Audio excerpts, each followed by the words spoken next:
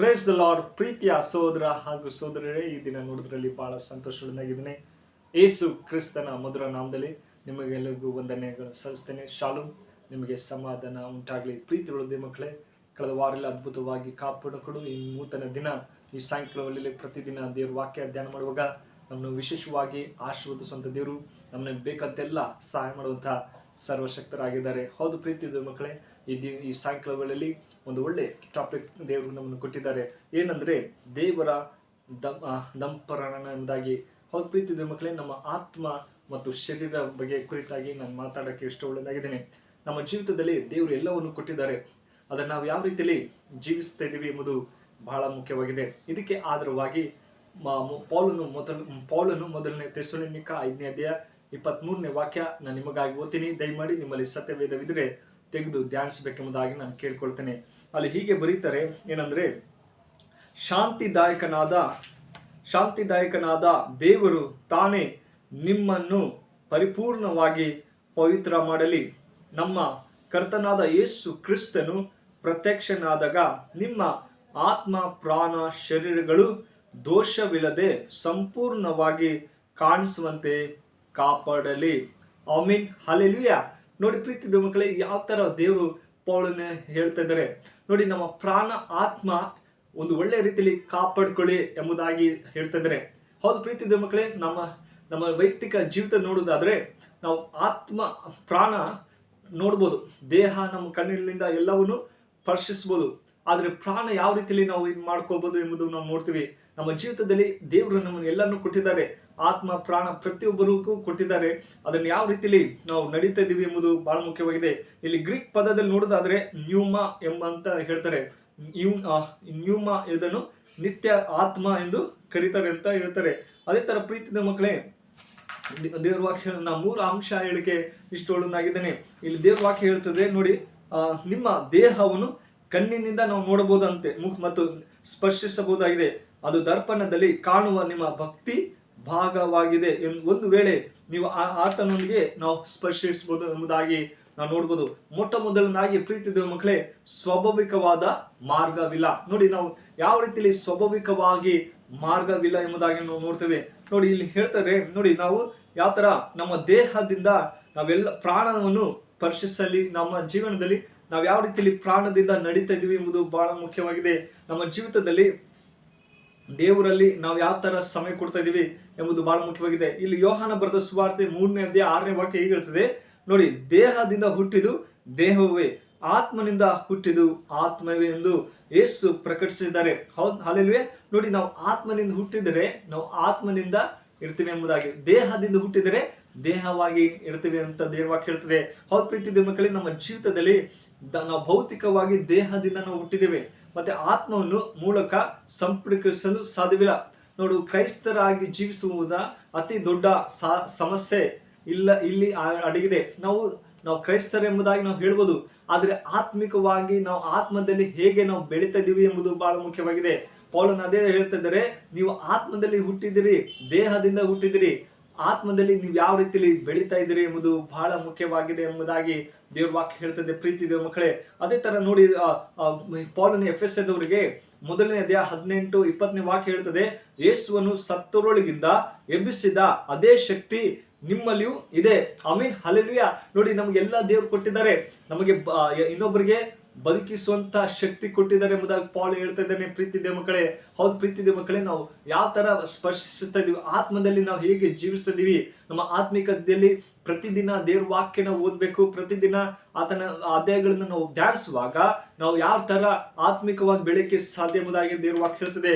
ನಾವು ದೇಹದಿಂದ ಹುಟ್ಟಿ ದೇಹದಿಂದ ನಾವು ಜೀವಿಸದೆ ಆತ್ಮಿಕ ಮತ್ತು ಪ್ರಾಣದಲ್ಲಿ ನಾವು ಕಾಪಾಡಿಕೊಳ್ಳಬೇಕೆಂಬುದಾಗಿ ದೇವ್ರ ವಾಕ್ಯ ಹೆಚ್ಚಿಸುತ್ತದೆ. ಪ್ರೀತಿದೆ ಮಕ್ಕಳೇ, ಅಲ್ಲಿ ಪೌಲನು 2ನೇ ಕೊರಿಂಥ 5ನೇ ಅಧ್ಯಾಯ 17ನೇ ವಾಕ್ಯ ನೋಡೋದಾದ್ರೆ, ಅಲ್ಲಿ ಯೋಹಾನ ಬರೆದ ಸುವಾರ್ತೆ 14-12 ಕೂಡ ಆತ್ಮ ಪ್ರಾಣ ಮತ್ತು ಶರೀರ ಅಂಥ ಶಕ್ತಿಯು ನಿಜವಾಗಿಯೂ ನನ್ನಲ್ಲಿ ಇಲ್ಲ ಎಂಬುದಾಗಿ ಹೇಳ್ತಿದ್ದಾರೆ. ಹೌದು ಪ್ರೀತಿದೆ ಮಕ್ಕಳು, ನಮ್ಮಲ್ಲಿ ಇಲ್ಲ. ಆದ್ರೂ ಕೂಡ ದೇವರು ನಮ್ಮನ್ನು ಕೊಡುವಂತ ದೇವರು, ಆತನ ಶಕ್ತಿ ನಮಗೆ ಕೊಡುವಂತ ದೇವರು. ನಾವು ಆತನಿಗೆ ಪ್ರಶ್ನಿಸಬಹುದು. ನಾವು ನಮ್ಮ ಕಣ್ಣಿಂದ ದೇವರನ್ನು ನೋಡಕ್ಕಾಗಲ್ಲ. ಅದು ಯಾಕಂದ್ರೆ ದೇಹ ನಮ್ಮ ಇದರಲ್ಲಿ ಪಾಪದಲ್ಲಾಗಿರ್ಬೋದು ಅಥವಾ ಇದರಲ್ಲಾಗಿರ್ಬೋದು. ಆದ್ರೆ ನಾವು ಆತ್ಮದಲ್ಲಿ ಒಳ್ಳೆ ರೀತಿಯಲ್ಲಿ ಬೆಳೀತಾ ಇದ್ರೆ ನಾವು ದೇವರನ್ನು ಕೂಡ ನೋಡ್ಬೋದು. ನಮ್ಮ ಯಾವ ತರ ದೇಹದಿಂದ ನಾವು ಎಲ್ಲರಿಗೂ ನೋಡ್ತೀವೋ ಅದೇ ತರ ದೇವರನ್ನ ಕೂಡ ನಾವು ನೋಡಬಹುದು. ಪ್ರೀತಿ ದೇವ ಮಕ್ಕಳೇ, ನೋಡಿ, ತಿಳಿದುಕೊಳ್ಳಲು ಇದು ಕಠಿಣವಾಗಿದೆ ಅಂತ ಹೇಳ್ತಾರೆ. ಆದ್ರೆ ದೇವರಲ್ಲಿ ನಾವು ಪ್ರತಿದಿನ ನಮ್ಮ ದೇಹವನ್ನು ಮತ್ತು ಪ್ರಾಣವನ್ನು ಹುಡುಕುತ್ತಾ ಅದು ಎಲ್ಲಿದೆ, ನಾವು ಎಲ್ಲಿದೆ ಎಂದು ಪ್ರಶ್ನೆ ಮಾಡ್ಕೊಳ್ಬೇಕು. ಪ್ರೀತಿದೆ ಮಕ್ಕಳೇ, ನಮ್ಮ ದೇಹ, ನಮ್ಮ ಪ್ರಾಣ ಎಲ್ಲಿದೆ? ನಾವು ಇದ್ದೀವಿ, ನಾವು ಪ್ರತಿದಿನ ಜೀವಿಸ್ತಾ ಇದ್ದೀವಿ, ದೇವ್ರ ನಾಮಕ್ಕೆ ಸ್ತೋತ್ರ. ಆದ್ರೆ ನಾವು ಆತ್ಮಿಕವಾಗಿ ಯಾವ ರೀತಿಯಲ್ಲಿ ಜೀವಿಸ್ತಾ ಇದ್ದೀವಿ ಎಂಬುದು ಬಹಳ ಮುಖ್ಯವಾಗಿದೆ. ನಮ್ಮ ಜೀವಿತ ಪ್ರತಿದಿನ ದೇವ್ರು ನಮ್ಮನ್ನು ನಡೆಸ್ತಾರೆ.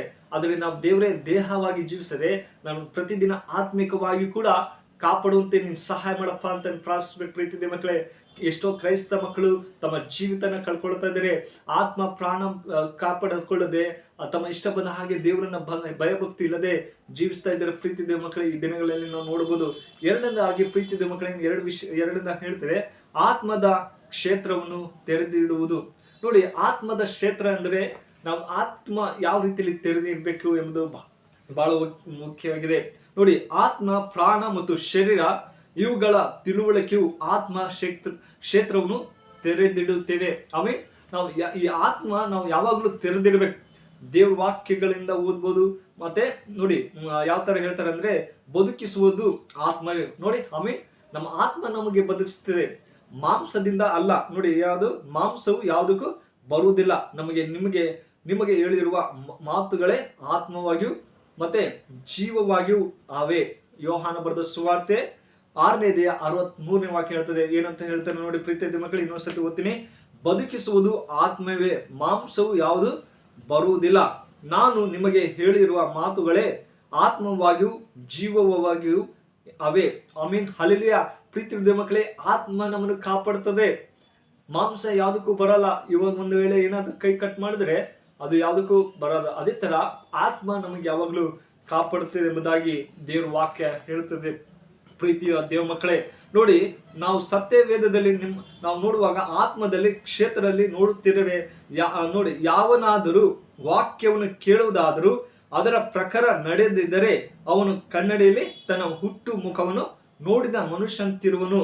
ಇವನು ತನ್ನನ್ನು ನೋಡಿಕೊಂಡು ಹೋಗಿ ತಾನು ಹೇಗಿದ್ದೇನೆಂಬುದು ಆ ಕ್ಷಣದಲ್ಲಿ ನೋಡ್ತಾನೆ.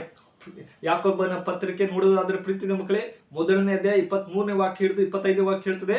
ನೋಡಿ, ಹೀಗಿದ್ದೇನೆಂಬುದು ಆ ಕ್ಷಣವೇ ಮರೆತು ಬಿಡುವನು. ಆದರೆ ಬಿಡುಗಡೆಯ ಉಂಟು ಮಾಡುವ ಸರ್ವ ಉತ್ತಮ ಧರ್ಮಪ್ಪ ಅಂತ ಹೇಳ್ತದೆ ದೇವರ ವಾಕ್ಯ. ಅದರಲ್ಲೂ ವಿಶೇಷವಾಗಿ ಹೊಸ ಒಡಂಬಡಿಕೆಯಲ್ಲಿ ನಾವು ನೋಡ್ತೇವೆ ಏನಂದ್ರೆ, ಲಕ್ಷ್ಯವಿಟ್ಟು ನೋಡಿ ಇನ್ನೂ ನೋಡುತ್ತಲೇ ಇರುವನು, ವಾಕ್ಯವನ್ನು ಕೇಳಿ ಮರೆತು ಹೋಗುವವರಾಗಿರದೆ ಅದರ ಪ್ರಕಾರ ನಡೆಯುವನಾಗಿದ್ದು ತನ್ನ ನಡತೆಯಿಂದ ಧ್ಯಾನವಾಗುವನು. ಆಮೇಲೆ ನೋಡಿ, ನಾವು ಯಾಕೋ ಹೇಳ್ತಿದ್ದೇನೆ, ನೀವು ನಿಮ್ಮ ಮುಖವನ್ನು ನೋಡಿದರೆ ಯಾವ ರೀತಿಯಲ್ಲಿದ್ದೀರೋ ಅದೇ ರೀತಿಯಲ್ಲಿದ್ದೀರಿ. ನೀವು ಇನ್ನೂ ಬದಲಾಗಿರ್ಲಿಲ್ಲ. ನಿಮ್ಮ ಜೀವಿತದಲ್ಲಿ ಆತ್ಮಿಕವಾಗಿ ಬೆಳಿಬೇಕು.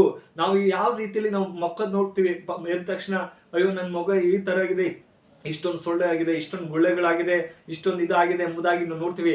ಆದ್ರೆ ಅಲ್ಲಿ ಏನಾಗಿದೆ ಅಂದ್ರೆ, ನಾವು ಆತ್ಮಿಕವಾಗಿ ಹೇಗೆ ಬೆಳೀತಾ ಇದ್ದೀರಿ ಎಂಬುದಾಗಿ ಯಾಕೊಬ್ಬ ಯೋಚಿಸ್ತಿದ್ದಾರೆ. ಪ್ರೀತಿದೆ ಮಕ್ಕಳೇ, ನಾವು ಆತ್ಮಿಕವಾಗಿ ನೀವು ಬೆಳೀತಾ ಇದ್ದೀರಾ ಅಥವಾ ನೀವು ಇನ್ನ ಹಳೆ ಪರಿಸ್ಥಿತಿಯಲ್ಲೇ ಇದ್ದೀರಾ? ಅಯ್ಯೋ ನಾನು ಜೀವನ ಇಷ್ಟೇ, ನಾನು ಏನ್ ಮಾಡಿ, ನಾನು ಯಾವ ರೀತಿಯಲ್ಲಿ ನಾನು ಎಲ್ಲ ಮಾಡ್ತಾ ಇದ್ದೀನಿ ಎಂಬುದಾಗಿ ನಮ್ಮ ಕನ್ನಡಿ ಮುಖಾನು ಹೇಳ್ತಾ ಇದ್ದಾರೆ. ಪ್ರೀತಿದೆ ಮಕ್ಕಳೇ, ಅದೇ ತರ ನಮ್ಮ ಜೀವಿತದಲ್ಲಿ ನಾವು ಬದಲಾವಣೆವಾಗಬೇಕು. ಪ್ರತಿದಿನ ದೇವ್ರ ವಾಕ್ಯದಲ್ಲಿ ಬೆಳೀತಾ ಇರಬೇಕು. ಆತನ ಮಾರ್ಗದಲ್ಲಿ ನಾವು ನಡೆಯುವಾಗ ದೇವ್ರು ನಮಗೆ ಆಶೀರ್ವದಿಸುವಂತ ದೇವರು. ಆತನ ವಾಕ್ಯಗಳ ಮೂಲಕ ಆತ್ಮನಿಂದ ನಮ್ಮನ್ನು ರಕ್ಷಿಸ್ತಾನೆ. ಆತ್ಮನಿಂದ ಪ್ರಾಣ ಯಾವ ರೀತಿಯಲ್ಲಿ ನಾವು ಕಾಪಾಡ್ಕೊಳ್ಬೇಕೆಂಬುದು ಬಹಳ ಮುಖ್ಯವಾಗಿದೆ. ಅದೇ ತರ ಮೂರನೇದಾಗಿ ಪ್ರೀತಿತ್ತು ಮಕ್ಕಳೇ, ಕೊನೆಯದಾಗಿ ಹೇಳ್ತೇನೆ, ಪರಿಪೂರ್ಣವಾದ ಪ್ರತಿಬಿಂಬ. ನೋಡಿ, ನಾವು ಯಾವ ತರ ಪ್ರತಿಬಿಂಬವಾಗಿ ಜೀವಿಸ್ತಾ ಇದೀವಿ ಎಂಬುದು ಬಹಳ ಮುಖ್ಯವಾಗಿದೆ. ನೋಡಿ, ಕನ್ನಡಿ ಅಂತೆ ನಮ್ಮ ಜೀವನ ಇದೆ. ಈಗ ಕನ್ನಡಿಗಳನ್ನ ನೋಡ್ತಾ ಇದ್ದಾರೆ ಎಲ್ಲರೂ, ಕಟಿಂಗ್ ಮಾಡುವ ಆಗ್ಲಿ ಅಥವಾ ಯೌನಸ್ಥ ಸ್ತ್ರೀ ಪುರುಷರು ಸೋದರು ತಮ್ಮ ಕನ್ನಡಿ ಇಲ್ಲದೆ ಜೀವನನೇ ಇಲ್ಲ ಎಂಬುದಾಗಿ ನೋಡ್ತೀವಿ. ಇಲ್ಲಿ ಹೇಳ್ತಾರೆ, ಕನ್ನಡಿ ದೇವ್ರ ವಾಕ್ಯ ಹೇಳ್ತದೆ ನೋಡಿ, ದೇವ ಭಕ್ತಿ ಶಕ್ತಿ ನನ್ನೊಳಗೆ ಯಾಕಂದ್ರೆ ಆತ್ಮವಾಗಿರುವುದು ಆತ್ಮವೇ ಮತ್ತು ಮಾಂಸವಾಗಿರುವುದು ಮಾಂಸವೇ. ಹಾಗೆ ಮಾಡುವುದಾದ್ರೆ ನಿಮ್ಮ ಮುಖದ ಸೌಂದರ್ಯ ಸರಿಯಾಗಿದೆಯೋ ಅಥವಾ ನಿಮ್ಮ ಕೂದಲು ಬಾಚಿಯೋ ಎಂಬುದು ಗೊತ್ತಾಗುತ್ತೆ. ಹೌದು ಪ್ರೀತಿದೆ ಮಕ್ಕಳೇ, ನಮ್ಮ ಆ ದೇಹ ಹೇಳ್ತಾರೆ ನೀನು ಕನ್ನಡಿಯಲ್ಲಿ ನೋಡ್ಕೋ ನೀನು ಯಾವ ತರ ಇದೆಯಾ ಎಂಬುದಾಗಿ, ನಿನ್ನ ಕೂದಲು ಯಾವ ರೀತಿಯಲ್ಲಿ ಆಗಿದೆ ಎಂಬುದಾಗಿ ನೀನು ನೋಡ್ಕೋ ಎಂಬುದಾಗಿ ಹೇಳ್ತಾರೆ. ಹೌದು ಪ್ರೀತಿದೆ ಮಕ್ಕಳೇ, ನಾವು ಈ ದಿನಗಳಲ್ಲಿ ತೀರ್ಮಾನ ಮಾಡ್ಕೊಳ್ಬೇಕು. ಅಪ್ಪ ನನ್ನ ಕಣ್ಣಿನ ಮುಖ ನೋಡಿದ ತಕ್ಷಣ ನಿನ್ನ ವಾಕ್ಯಗಳು ಓದುವಂತೆ ಮಾಡು.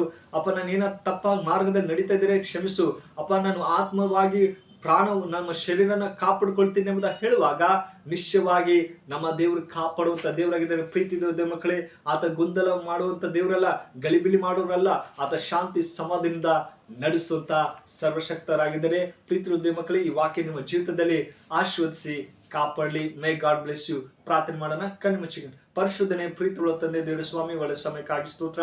ಕಳೆದ ವಾರ ಎಲ್ಲ ಅದ್ಭುತವಾಗಿ ಕಾಪಾಡಿಕೊಂಡು ಈ ನೂತನ ದಿನ ಕೊಟ್ಟಿದ್ದಕ್ಕಾಗಿ ಸ್ತೋತ್ರ ಸ್ವಾಮಿ.